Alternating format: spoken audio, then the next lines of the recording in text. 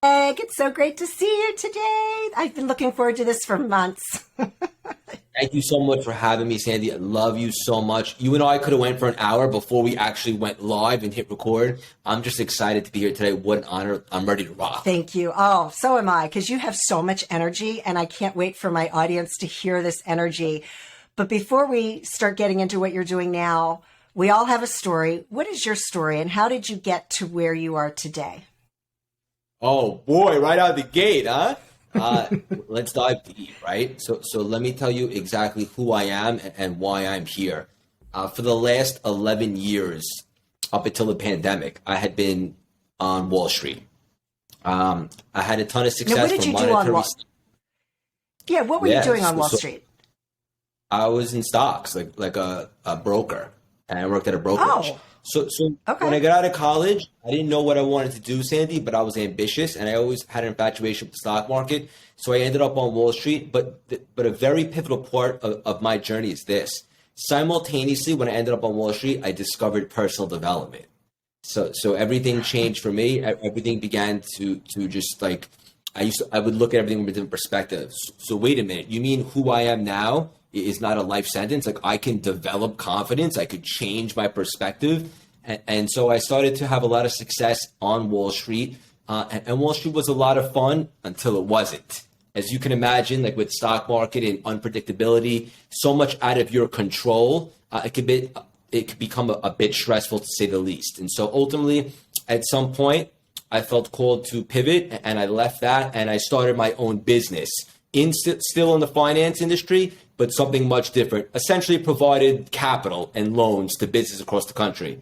Also lucrative, but let me just spell it out for you. It felt like a job. I mean, I was waking up every day and going to work, and I know the audience and your listeners can relate to that probably at some point. To say that it wasn't setting my soul on fire is a massive understatement. I was drowning. I was miserable. I had a lot of stuff going on in my personal life as well. Like I had just gotten out of a toxic relationship. My dad was diagnosed with lung cancer a few years back, and you know it's tough to be grateful like when you're not excited about waking up. So even though like I was healthy, Sandy, like and I would be thankful for that. It's like the next day I wake up and I got to go back doing this. And so I was stuck, and I had all this built up energy, and I channeled it, and I started running a bunch of marathons, which was so exciting and new to me. And ultimately, that would play a pivotal role in today's journey, and I'll get into that in a little bit. But I wasn't looking to become a professional runner. I was just looking for an outlet. Fast forward the pandemic, I shut down my office for what I thought would be 2 weeks. I looked around, saw a lot of Netflix and a lot of day drinking. I said, that's not going to be me. I always felt guided. But in the beginning of the pandemic, I started feeling very called. And I realized that I needed to ask myself some very challenging, tough questions like, am I really happy? Absolutely not. And what would make me happy? And from studying personal development for so long, I had a strategy. Essentially, I asked myself two things. What are my gifts? What are my passions? My gift is my ability to communicate effectively. And my passion is personal development. I'm obsessed with that stuff, removing limiting beliefs, changing your perspective, all that. And so I married those two concepts and I created Cultivate Lasting Symphony, or CLS, a play on my initials, and I went all in. And in a year, I'm very humbled to say the brand has exploded. We have one of the top podcasts on the planet, 1 million downloads, sponsored by Mark Cuban. Keynote speaking, I'm flying to Atlanta on Wednesday to take the stage. My communities, the masterminds, which you are a part of, and it's all happening. And I'm out of Wall Street for good. I'm out of that. This is what I'll be doing in some capacity for the rest of my life. The whole irony and where I'm going to land the plane with this story is this. I didn't start CLS for the money, but as I discovered, and as it turns out, when you really find what you love and what calls you and sets your soul on fire, and you do a really good job, the universe has no choice but to flood you with money. And now I'm making more money than I ever made on Wall Street. And this isn't work to me. Like this conversation right here, like I couldn't be more excited to be here with you. I genuinely love this stuff, and I'd like to believe we're just getting warmed up. Yes, absolutely. Okay, so let's go back. You said right out of college, you got into personal development. That's kind of a young age. Like a lot of people, it's when they have a life event, right? A big life event that kind of thinks, wow, there's got to be something better than this. But right out of college, I mean, I have a kid in college now, you know, When you're out of college, you're thinking about partying, you're thinking, you're not really thinking about personal development. So what was the catalyst that had you shift to personal development? Great question. And I love that you challenged me. And the truth of the matter is it sounds young now, but ultimately, God willing, should I have a kid one day, and I have a nephew who's just under 2, I want to begin installing them with mindset stuff and personal development as early as 1, if I can. I think it's the most important thing. And they should teach that stuff in school. I probably would have paid better attention, but maybe that's on me. Essentially, when I was on Wall Street, it's an environment where, depending upon how much effort you put in, is how well you can do. And so I think I turned to YouTube and I started finding motivational videos, Tony Robbins, Dave Goggins, stuff like that, E.T. And I just became infatuated with the way they were talking about like your mindset and a positive attitude. And I went down the rabbit hole and I discovered NLP, neuro-linguistic programming, where you could reprogram your brain and all that stuff. And I was just obsessed. I was like, this is unbelievable. It just, I don't know. I went down the rabbit hole. I was fascinated and I never looked back. Back then, I didn't know that ultimately my destiny would be actually making personal development my life. But I liked it so much right when I was introduced. That's awesome. And you're right. You do want to start introducing your nephew early on. That's how I've raised my son. He does have moments where he forgets and I have to kind of, he has some anxiety and I'll bring him down. And then I'm like, okay, let's start focusing on what you have to be grateful for. And he starts making those shifts. But when you raise somebody like that in that environment, they definitely are much more compassionate. They look at people a little bit different ways. And yeah, good for you. And you will have children someday and you'll do the same. Yes, thank you. And to be honest with you, I can't wait. The personal development stuff is such a game changer. And just being aware that you have a choice, like with your mindset and stuff like that, it can only help. Yeah. So you had a pivotal moment. You said, I'll get back to that in a minute. And I know your story, but you had some issues. You had a little health scare yourself, didn't you? With the tumor? With your foot? I imagine. Yeah. Yeah. So it's a wild story for sure. I was at a big speaking engagement probably about 7 months ago. And while I was there, I was training for the Chicago Marathon, just to give context. And I was talking about it with an ego. I was saying, I'm going to shock the world. I'm going to run really fast. And then ultimately, back to the speaking engagement, we're playing football on the beach with the boys. Never a good idea. And I injured my foot. And I come home. I go to the doctor, and they put me in a boot. And they say, you have a sprained ligament. It was at this time where I went about a few days, maybe a week. And I just felt very guided to facilitate an MRI, even though they didn't think it was necessary. So I did. They called me the next week, and they said, Craig, you got to come in. I'm like, just hit me with it. Like, what's up? I'm a little busy. I got a lot on my plate today. And like, your ligament looks good. And then he pauses and he goes, but we found a tumor in the bottom of your foot. Shook me up because, I wasn't expecting that, not in a million years. But see, here's the thing. The difference between this Craig and the Craig of 2 years ago and prior is I understand now that life happens for us and not to us. So I gave myself about an hour of a pity party, whereas the old Craig might have even had a bad day, bad week, maybe even a bad month. I gave myself a couple hours the very next day. Let's see the best doctors in Manhattan. Let's get to the bottom of this. I didn't know why this was happening for me, but as Steve Jobs always likes to say, you can connect the dots looking backwards, and I was excited to find out. So, I handled it, I think, pretty well. I got the surgery, stitches, crutches, all that. But here's the pivotal point of the story, is the marathon didn't look like I was going to be able to run it, and I was on crutches. I'd always been skeptical, Sandee, of the quantum, the law of attraction, all this energy stuff, because it was beyond my senses. And as I said earlier, I got introduced to stuff with mindset. So I said to myself, while I'm sitting here on crutches and I can't train, if I'm ever going to buy in to this quantum law of attraction stuff, let's do it now. There'll never be a better opportunity, now or never. And so I dove in, and did I go down the rabbit hole? My goodness, like this whole concept that like we're a spirit and a soul having a human experience, and we're energy and the power of intention. And just like when you're in the quantum, you're no one, nowhere, nothing. You can rewrite your code. And I started getting really confident. And as it turns out, life happens for us, not to us. I was able to, even though I couldn't run Chicago, 3 weeks later, I was able to get to the start line of the New York City Marathon. But the lesson learned here was it wasn't about me this time. I did it to inspire my dad, who's currently battling cancer, and raise money for American Cancer Society. Oh. And when I got there, everybody was like, do you think you'll be able to finish? Do you have any predictions? And I'm like, learned my lesson with this one. I have no predictions. I'm just grateful to have a crack at this thing. Make a long story short, I felt good. I ended up running. I was in another dimension. I ran as fast as I've ran in my life, a 3:39 personal record with a broken foot, which I found out.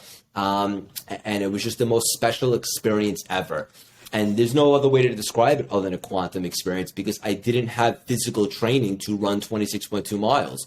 So although that story arc completed from tumor diagnosis to completing the marathon, the real story arc of life has only just begun, because I've been in the quantum ever since. And I can honestly say for you and your listeners, for the first time in my life, I am experiencing real-time manifestations. And I'm so thankful that that whole situation happened for me, not to me. That's incredible. I didn't know. I knew you ran the marathon, and there was a group chat going on tracking you and Jessica while you were doing it. Had no idea that your foot was still injured while you were doing it. And that's incredible. I've run one marathon, and my goal was to finish. I was 45 when I ran the marathon, first time. 45 years young. To finish, 45 years young. It was to finish the marathon, finish it under 5 hours, and to not walk. You know, I wanted to run the whole thing, and I met all of those goals and signed up to run the Chicago Marathon the following year. So that was 2006. So 2007, I was supposed to run the Chicago Marathon, ended up not doing it because I didn't get my training in, because the training is so intense. Ended up in Chicago the weekend of the marathon, and it was 85 degrees by 10 a.m. And they had to shut the marathon down. Yes. Yep. Wow. They shut a couple people died, the whole thing. And that's why I signed up to run it, because of the temperature. But so that's really incredible. And what your mindset was able to do under your conditions, that you were able to, because it was a great time.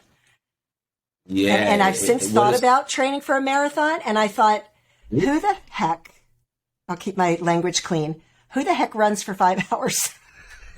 Is that crazy or what? Because that's how long it would take you to finish. Isn't that crazy? Like, he runs for 5 hours straight. When you put it like that, I understand what you're saying. Wait, did you hit the goal? What's that? I did. I met all my goals. I met my goals. That's amazing. Did you know that you're part of the 1% club? 1% of the world have completed a marathon? I did not know that. That's amazing. I want to acknowledge you for a second, because it's not just a race that you ran, but it's a metaphor for life. And now anything that you go through going forward, you have a point of reference. Wait a minute. I ran 26.2 miles under 5 hours. If I could do that, I could do this. So kudos to you. And for the listeners listening, like, we're not trying to put fitness on you or anything like that. But if you do have an opportunity to really challenge yourself in an arena like that, it's really, really good for your mindset. Totally. And it was. And I compare myself and my challenges to that all the time. Now, I did the Marine Corps Marathon because I'm in the DC metro area. Now, It's 26.2. The 0.2 is a very steep incline, okay, where you're almost crawling up the hill. And you've got Marines lined up and down that steep incline cheering you on. And you're literally, because it's such a steep thing, you're almost on your hands and knees finishing that 0.2. It's a trip. It's a complete experience. I was going to say, you ever get down to DC? Yeah. Yeah. What all right. Back to mindset. So you have just done so much in your business in the past year that it's phenomenal, which is why now you are one of my coaches and my mentors, which I am so thrilled to be learning from you. Had you ever done public speaking before? Because you're really talented on the stage. Have you ever done it before? Thank you so much. No, I have not. And this is what's going to really surprise you and your audience and your listeners, is that someone asked me recently, someone was like throwing my podcast questions back at me and said, what's something weird about you that a lot of people might not know or expect? And I said this: I'm actually an introvert and I'm really shy. And the person thought I was kidding. because I show up every day as this Craig and so forth. But the truth of the matter is by nature, I really am.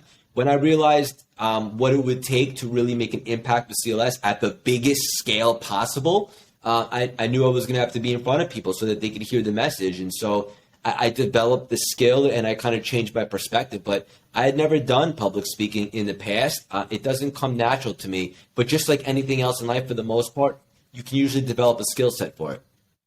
Oh, yeah, for sure. And it's interesting because I know a lot of people that are like that. And I'm very much an introvert too. But the exception is when I'm in a room full of people, I can walk up to anybody and start a conversation. But for the most part, I'm an introvert. Yeah, I know. Yeah, I know. I'm really good at that. That's a good skill I have. And I like going to those live events. But for the most part, I'm a homebody and I'm an introvert.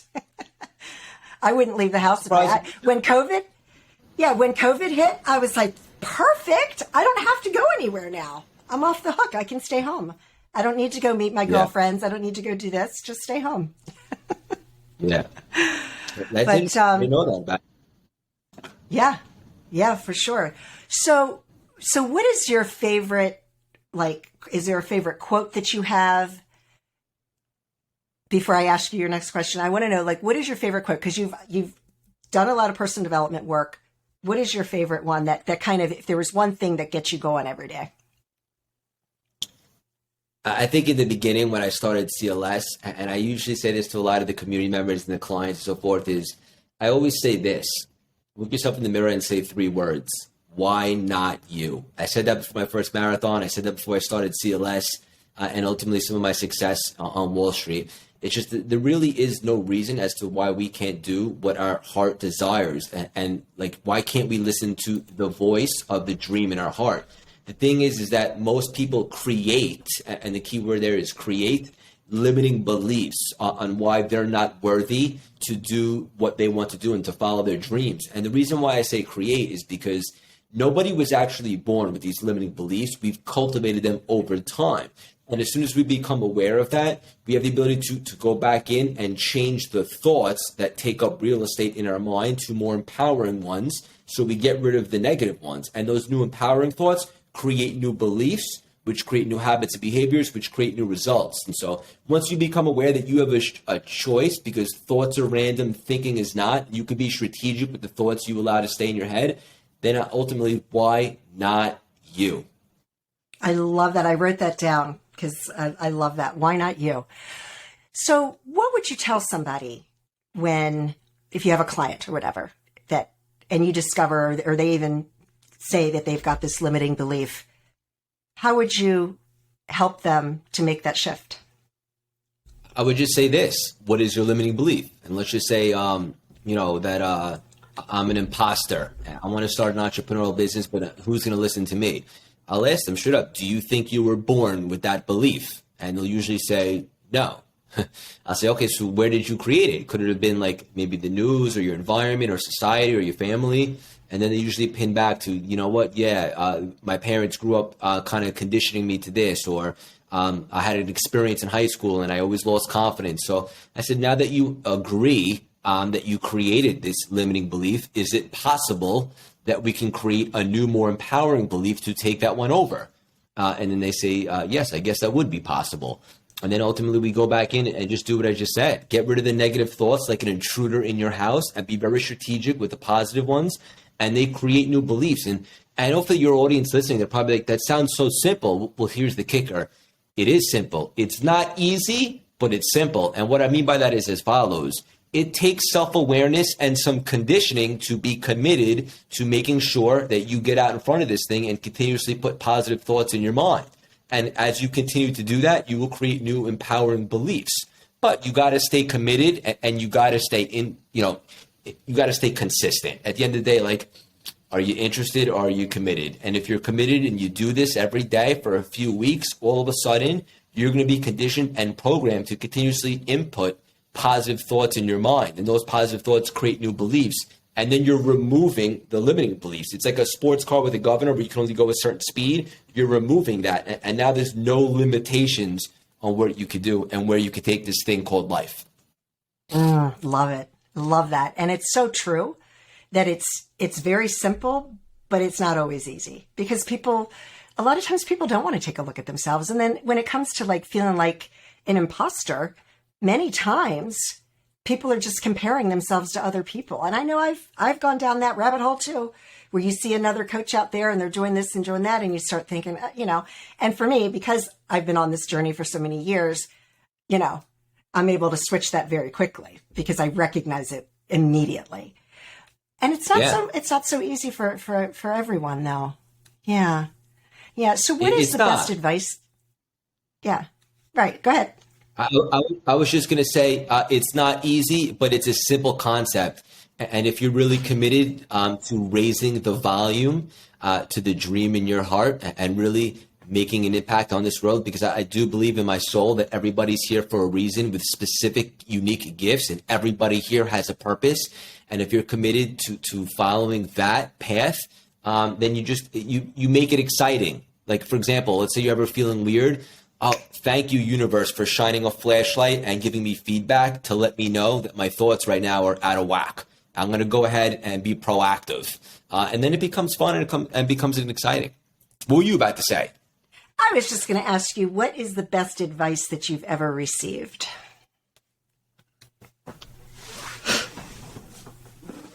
I think that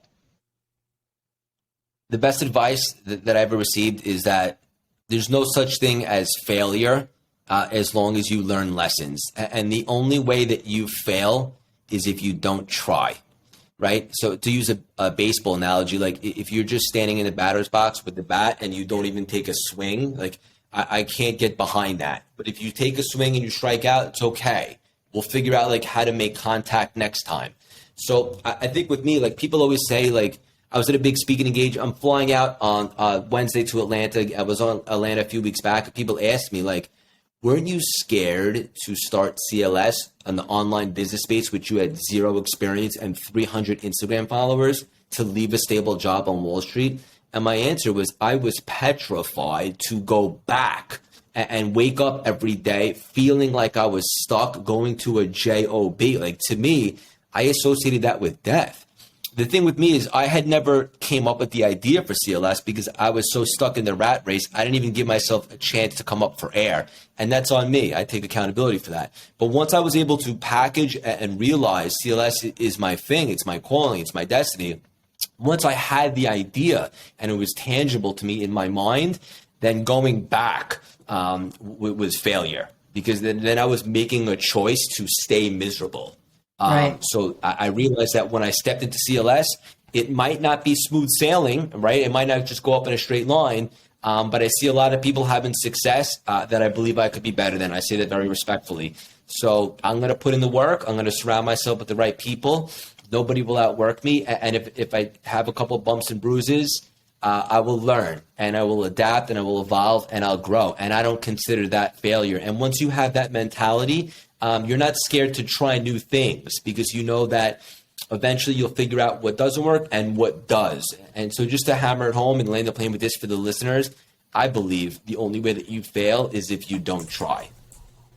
Love it. Now, what is the worst advice you've ever received?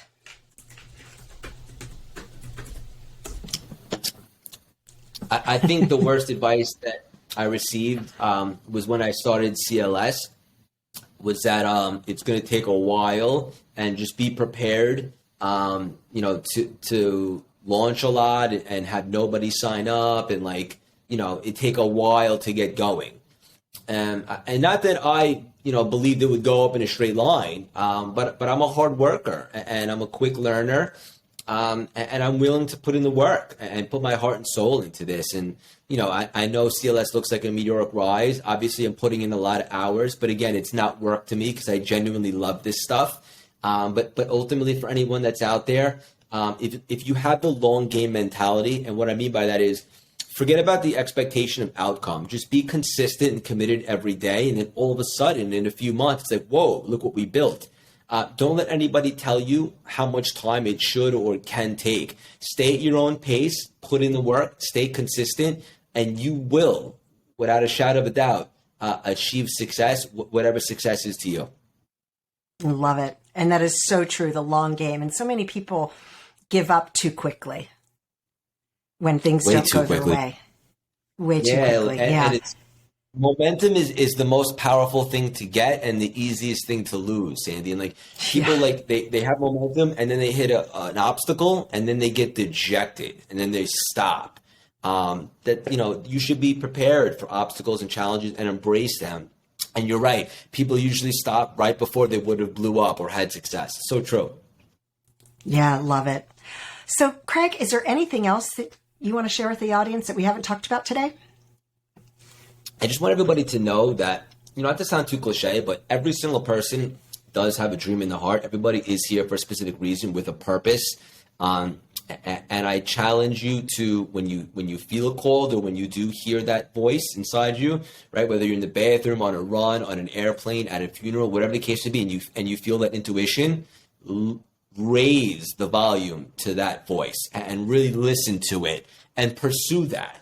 Because in regards to what you think about a soul and a spirit, which I believe in, like might last forever, or whatever the case may be in different forms, in terms of this human earthly experience, there's only a certain amount of time, right? So assuming the listeners like believe in something a little bit bigger than us, let's just call it a creator, whether that's, Jesus, God, Hanukkah, Harry, whatever. If you don't give this thing called life everything you got, you're invalidating what your creator made you to be, which is abundant and grateful and to have success and so forth. It's almost disrespectful. So make every single second count, and you don't have to have all the answers right in the beginning. And it's okay if you fall down, but take that shot and really live and pursue that dream in your heart. I love it. So much wisdom you imparted today for the listeners. So thank you so much, Craig. Just love seeing you, love your energy, and thank you so much for joining me today. Thank you so much for having me. What an honor. You know how much love and respect I have for you. I love you so much that it's weird. And I love doing life with you. I love how we met. The way we met was divine intervention at that live event. Now you're in the community, you're doing the mastermind, and I'm just so excited to continue because our friendship is only just beginning, and I'm your biggest fan. So thank you so much for having me. Oh, thank you, Craig.